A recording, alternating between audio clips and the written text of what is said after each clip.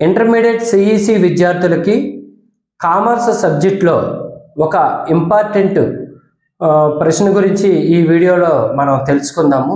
ముందుగా మన వీడియోని సబ్స్క్రైబ్ చేసుకుంటే మరిన్ని వీడియోలు మీరు వీక్షించడానికి అవకాశం ఉంటుంది.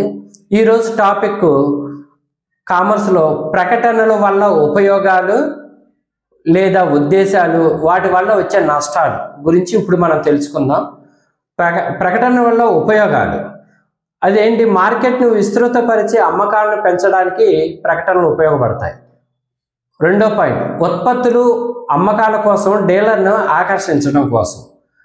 మూడో పాయింట్, సంస్థ యొక్క పరపతిని పెంచుకోవడానికి ప్రకటనలు ఉపయోగపడతాయి. నాలుగో పాయింట్, నూతన వస్తువుల యొక్క ఉపయోగాల గురించి ఖాతాదారులకు అవగాహన కల్పించడానికి ప్రకటనలు ఉపయోగపడతాయి. ఐదో పాయింట్, సంస్థ బ్రాండెడ్ పేర్లను ప్రజల్లోకి తీసుకెళ్లడం కోసం ప్రకటనలు ఉపయోగపడతాయి. ఆరో పాయింట్, అమ్మకపుదారులకు సహాయకారిగా ఉంటూ వినియోగదారులకు మరింత చేరువ అవడానికి ప్రకటనలు ఉపయోగపడతాయి. ఇప్పుడు ప్రకటనల వల్ల ఉపయోగం చూసాం, మన దానివల్ల నష్టాలు కూడా ఉన్నాయి. అయ్యాయి ఇప్పుడు తెలుసుకుందాం.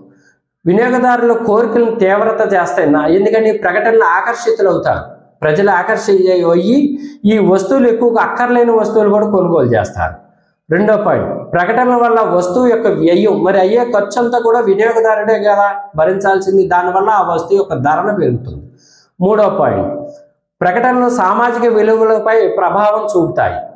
నాలుగో పాయింట్, ప్రకటన వల్ల చిన్న సంస్థలపై పెద్ద సంస్థలు ఆధిపత్యం చూపగలవు. ఐదో పాయింట్, ప్రకటన వల్ల నాణ్యత లోపాలు గల ఉత్పత్తులను మార్కెట్లో ప్రవేశపెట్టి ప్రజలతో కొనిపించడం కూడా జరుగుతుంది.